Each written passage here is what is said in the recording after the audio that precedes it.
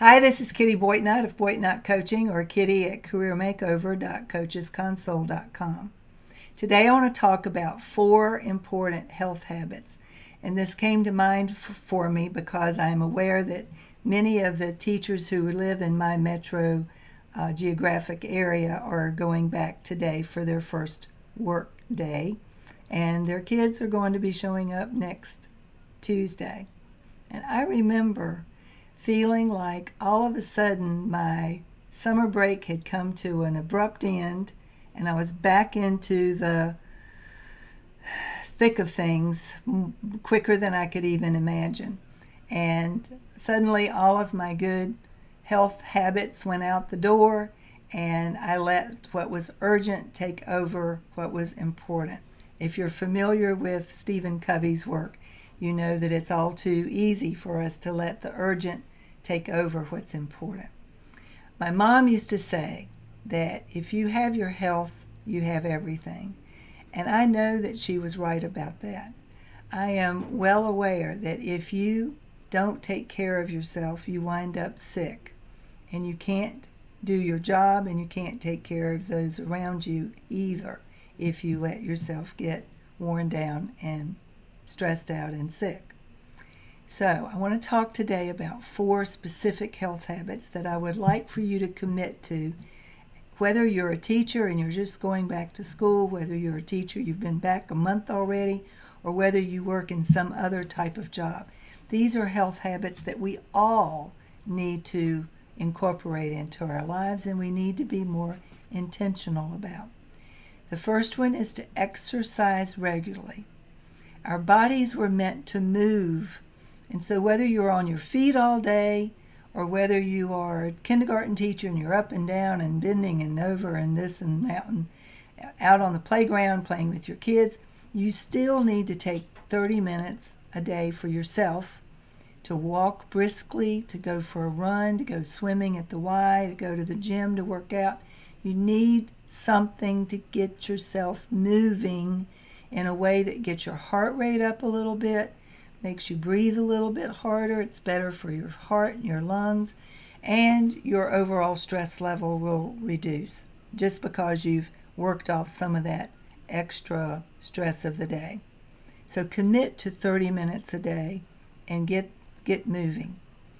Research shows that if you sit all day, if you have a sedentary type job, that's as dangerous for your health as smoking. So you have to commit to yourself to move a little bit every single day.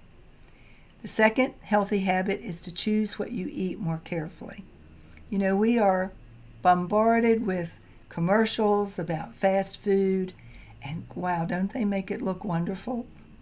And you're late coming home from work and you've got the kids you need to think about, and it's so easy to stop off at the McDonald's or Wendy's or Pizza Hut somewhere to pick up something quick.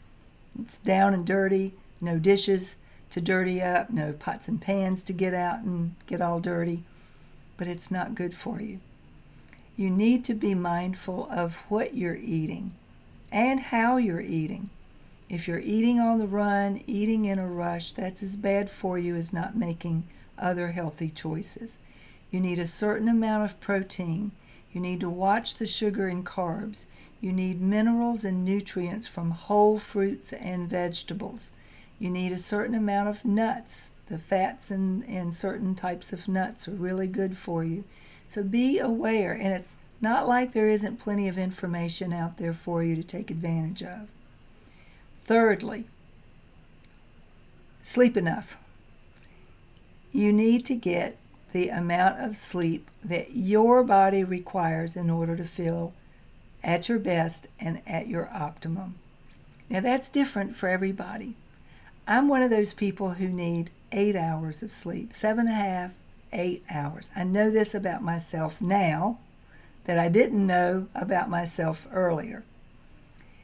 Maybe you only need 5 hours. The average adult, though, needs 6.5 to 8 hours of sleep.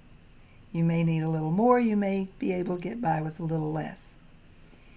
The purpose of getting enough sleep, however, is not just so you feel rested, although that's important, but you give your body a chance to repair itself overnight. You give your body a chance to replenish itself of the much needed hormones that are only released by your brain from 2 a.m. to 6 a.m. every single morning. If you need to adjust your bedtime in order to get in the amount of sleep you need, then you need to do that. But you need that sleep. Your body needs it. Your brain needs it. Your muscles and bones need it. So do yourself a favor. Don't underappreciate or undervalue the importance of sleep in making yourself feel good and feel energetic each day. You'll be more irritable if you don't get the sleep you need. Not to mention you won't have the energy to exercise or the willpower to make good choices about what you eat. So it all goes together. And finally, don't overwork yourself. Now, if you're a teacher going back to school this week, I know you're going to laugh like, ha, she can say that. Yeah, I can. I learned the hard way the importance of creating a balance between work and life. When I was president of the VEA, I pretty much worked 24/7, which meant I didn't get the sleep I needed. I worked 7 days a week. I was on the road on the weekends, traveling for conferences and meetings and all sorts of different events where we could only pull together our members on a weekend. After all, they worked during the day. I worked late into the evening. I got up early in the morning. Often I had to travel 2 hours or more to get wherever it was that I was going for the day. I got, I think, 7 full days of vacation in 4 years. And so is there any wonder that when I finished that 4 years, I was exhausted on every level? I needed to sleep for 6 months, and I took 6 months off because I was physically exhausted, mentally worn out, emotionally wrung out. And the only thing that I still had going for me at that particular point in time was my spiritual life had stayed intact. But everything else had pretty much gotten shot. Don't do that to yourself. I look back on that period and realize how lucky I was that I didn't have a heart attack or that I didn't develop some stress-related cancer that could have just as easily happened. I was lucky. And I want you to be able to learn from my mistakes and not overwork yourself. Pace yourself. Create a balance. Set boundaries. Sometimes you just have to leave the work at school or at work and not take it home with you. Your brain needs the rest. Your body needs the reprieve. Do yourself a favor. These 4 habits are extremely important to your overall health and sense of well-being. Remember what my mom said. If you have your health, you have everything. You will not maintain your health by luck, however. It requires some due diligence on your part. So you need to move, you need to eat well, you need to sleep enough, and you need to create balance in your life. So that's the message for today.